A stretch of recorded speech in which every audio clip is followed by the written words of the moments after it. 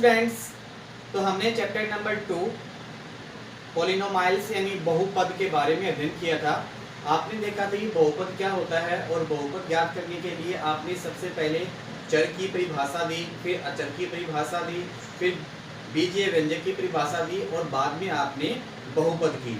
तो आपने देखा कि बहुपद क्या होते हैं, यानी बीजीय व्यंजकों को ही बहुपद कहते हैं, परंतु बीजीय व्यंजक 3 शर्त को नियमों का पालन करते हैं, यानी 3 शर्त जो होती हैं उनका पालन करें। तो 3 शर्त कौन सी होती है हमारे पास? पहली शर्त ये थी कि बीजीय व्यंजक में चर की जो घात है वो धनात्मक पूर्णांक हो। सेकंड था बीजीय व्यंजकों में पदों की संख्या सीमित हो, और थर्ड था बीजीय व्यंजकों में चर का जो गुणांक है एक वास्तविक संख्या हो। ये तीनों शर्तें पूरी होती हैं तो दिया गया बीजीय व्यंजक बहुपद होता है। आज हमारे पास एक्सरसाइज 2.1 में पहला क्वेश्चन है, किसी बहुपद यानी कोई भी हमारे पास पॉलिनोमाइल्स यानी बहुपद होता है उसको px से इंडिकेट करते हैं। तो px के लिए y बराबर px का ग्राफ नीचे आकृति में दिया गया है, तो प्रत्येक स्थिति में px के शून्यों की संख्या ज्ञात कीजिए। यानी y बराबर px है तो आपको ये देखना है कि x को ये जो रेखा है कितने बिंदुओं पर प्रतिच्छेद कर रही है। जितने बिंदुओं पर प्रतिच्छेद करती है उतनी ही शून्यों की संख्या क्या होती है। तो आप देखोगे यहाँ पे ये जो रेखा है वो क्या है, इस x को एक भी बिंदु पर प्रतिच्छेद नहीं कर रही है या काट नहीं रही है, तो इसमें शून्यों की संख्या कितनी होगी? 0। तो यहाँ पे पहला आंसर क्या आ गया? 0। इसमें शून्यों की संख्या कितनी है? 0, क्योंकि ये रेखा जो है वो x को किसी बिंदु पर काट नहीं रही है। यहाँ पे देखोगे ये रेखा जो है x को केवल एक बिंदु पे काट रही है, तो इसके शून्यों की संख्या कितनी हो गई? 1। ये रेखा देखोगे x को एक बिंदु पे यहाँ पे 1, 2 और 3 बिंदुओं पर प्रतिच्छेद कर रही है, तो शून्यों की संख्या कितनी हो जाएगी आपके पास? 3। इसी प्रकार से आप देखोगे ये जो वक्र है वो इस रेखा को 2 बिंदुओं पर प्रतिच्छेद कर रहा है। एक बिंदु तो आपके पास ये है, एक बिंदु ये है, तो इसका आंसर कितना आ जाएगा? 2। यानी शून्यों की संख्या यहाँ पे कितनी होगी? 2 होगी। फिर आप देखोगे ये वक्र जो है इसको 1, 2, 3, 4 बिंदुओं पर प्रतिच्छेद कर रही है, तो इसका आंसर कितना आ गया? 4। यानी यहाँ पे शून्यों की संख्या कितनी है? 4 है। यहाँ पे देखोगे 1, 2, 3, तो यहाँ पे शून्यों की संख्या कितनी है? 3।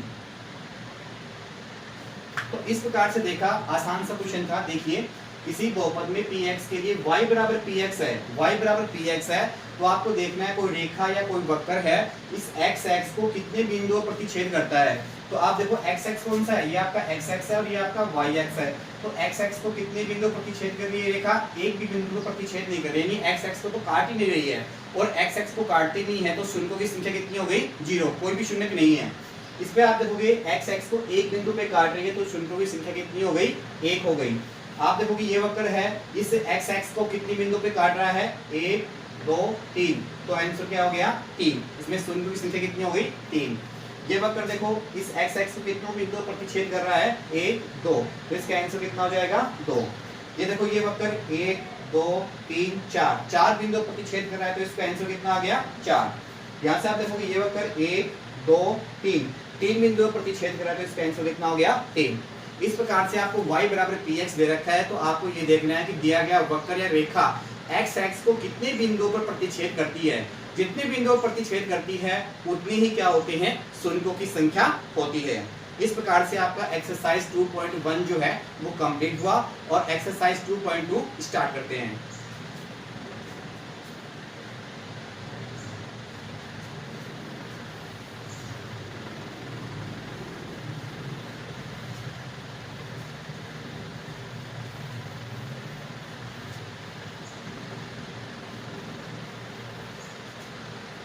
एक्सरसाइज 2.2 में पहला क्वेश्चन आपके पास,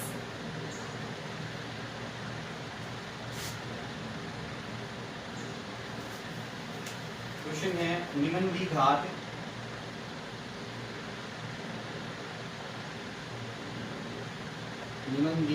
बहुपद के शून्य ज्ञात कीजिए।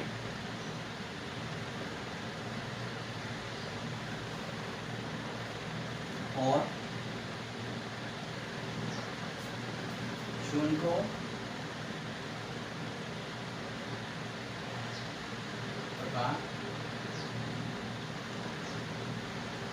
गुणांकों के बीच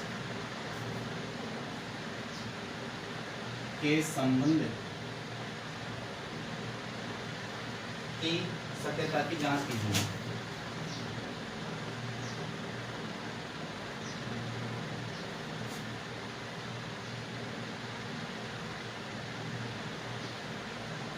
ये आपका पहला क्वेश्चन है और इस क्वेश्चन में आपके पास कितने क्वेश्चन दिए हुए हैं?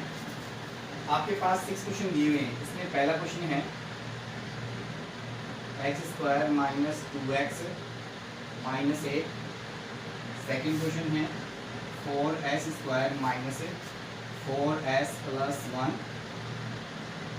थर्ड क्वेश्चन है 6x² minus 3 minus 7x। Question number 4 है 4u² plus 8u। Question number 5 है इसमें t² माइनस 15। क्वेश्चन नंबर 6 है 3x² माइनस x माइनस 4। तो आपके पास क्वेश्चन नंबर फर्स्ट में 6 क्वेश्चन दे रखे हैं और क्वेश्चन ये है कि निम्न दी घात बहुपद के शून्य ज्ञात कीजिए और शून्यों तथा गुणांकों के बीच में संबंध की सत्यता की जांच कीजिए। तो हमारे पास यहाँ पे क्या दे रखे हैं? बहुपद दे रखे हैं और इन बहुपदों को क्या करना है? अपने को शून्य ज्ञात करना है। तो शून्य ज्ञात करने के लिए सबसे पहले दिए गए बहुपद को आप क्या करोगे? px से इंटीग्रेट करोगे। तो आप यहाँ पे देखोगे इसमें आपका पहला आंसर है आंसर नंबर फर्स्ट, लेट माना px equal x² minus 2x minus 8। यानी दिए गए बहुपद को आपने px से क्या कर दिया? इंडिकेट कर दिया, px के बराबर मान लिया। अब इसको सोल्व करते हैं। ये हमारे पास कैसा बहुपद है? आपको पढ़ाया था कि बहुपद है रैखिक बहुपद, द्विघात बहुपद, त्रिघात बहुपद। तो कैसे पता लगता है? यहाँ पे आपको देखना होता है चर की अधिकतम घात कितनी होती है, उसके अनुसार ही वो बहुपद होता है। तो यहाँ पे आप देखोगे चर की अधिकतम घात कितनी है? 2। तो हमारे पास कैसा बहुपद हुआ? द्विघात बहुपद।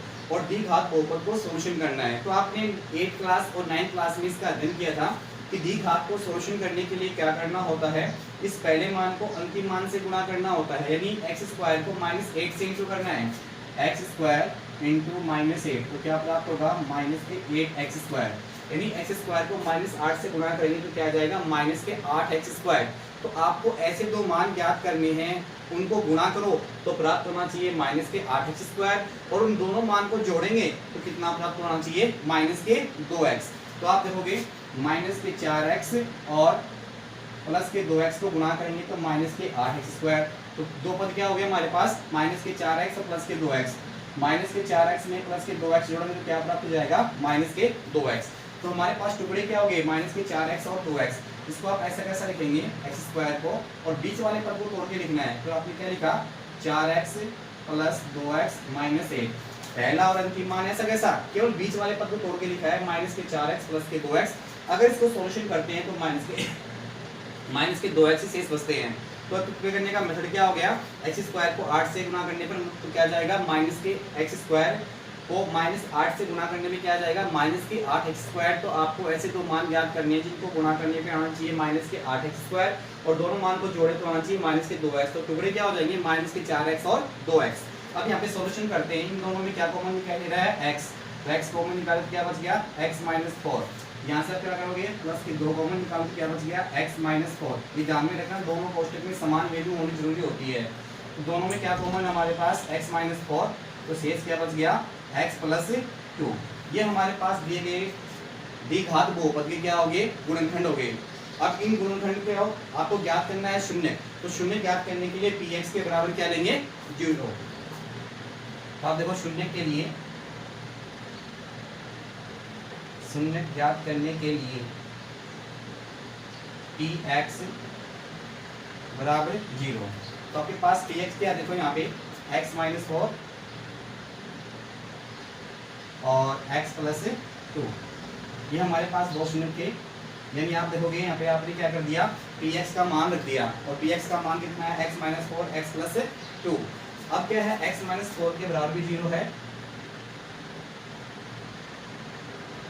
या x + 2 के बराबर भी 0 है। अब इस x को क्या करोगे? यहाँ पे -4 इसको ट्रांसफर कर दो तो क्या हो जाएंगे? प्लस के 4 या x बराबर प्लस को 2 ट्रांसफर हो क्या जाएगा माइनस के 2। तो आपने देखा कि आपके पास शून्य क्या प्राप्त हो गए, यानी x की जो 2 वैल्यू है आपके पास क्या प्राप्त हुई है, x बराबर प्लस के 4 और माइनस के 2। ये हमारे पास क्या हो गए, शून्य प्राप्त हो गए, x बराबर 4 और माइनस के 2। तो यानी दिए गए बहुपद में x बराबर 4 रखोगे तो इसका मान क्या हो जाएगा 0, और x बराबर -2 रखोगे तब इसका मान क्या हो जाएगा 0 हो जाएगा।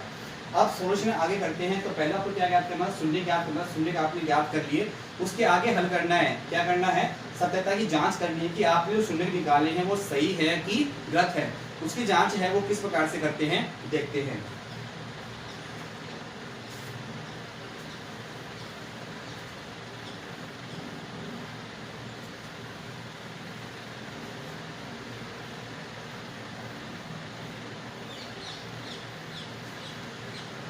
देखो यहाँ पे सत्यता की जांच लिखेंगे, सत्यता की जांच। इसमें आपके पास पहला फॉर्मूला होता है शून्यों का योग।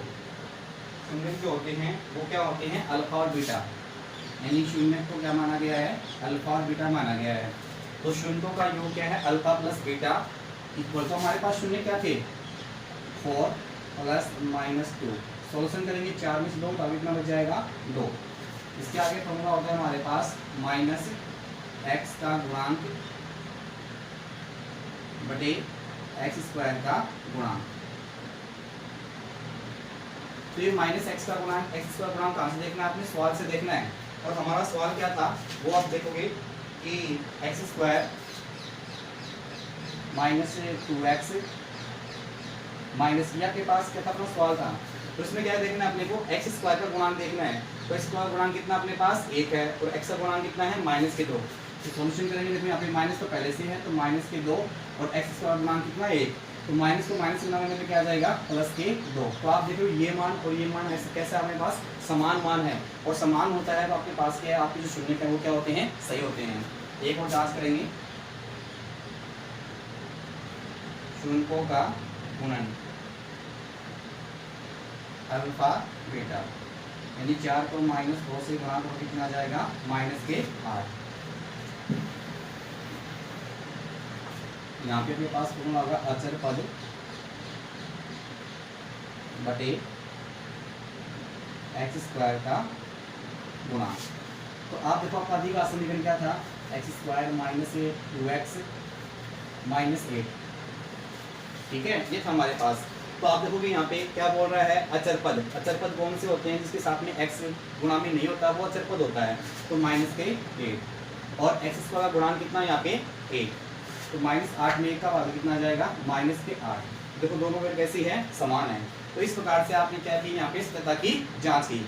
सबसे पहले हमारे पास एक द्विघात समीकरण होता है, और द्विघात समीकरण को क्या करते हैं, px से इंडिकेट करने के बाद में सॉल्यूशन करते हैं, फिर px को शून्य के बराबर रखते हैं और वहां से हमारे पास 2 शून्य प्राप्त होंगे। उन दोनों शून्य को प्राप्त करने के बाद में आपको इस तरह की जांच करनी होती है। जांच के लिए आप पहले लिखोगे यहाँ पे शून्यों का योग अल्फा प्लस बीटा। अल्फा और बीटा जो है यहाँ पे क्या होते हैं, शून्य होते हैं। फिर अब इसका फॉर्मूला याद करना पड़ेगा अपने पास, ये -x का गुणांक बटे x² का गुणांक। ये हमारे पास क्या होगा, अचर पद बटे x² का गुणांक। तो इस प्रकार आप देखोगे शून्यों का गुणन और शून्यों का योग के द्वारा अगर दोनों वैल्यू समान आती हैं तो आप देखोगे ये क्या है, आपका जो आपने शून्य निकाले थे वो आपके क्या होंगे, सही होंगे। अगर ये मान समान नहीं आता है तो आपने शून्य निकाले हैं वो शून्य सही नहीं है। इस प्रकार से सभी क्वेश्चनों का सॉल्यूशन करना है।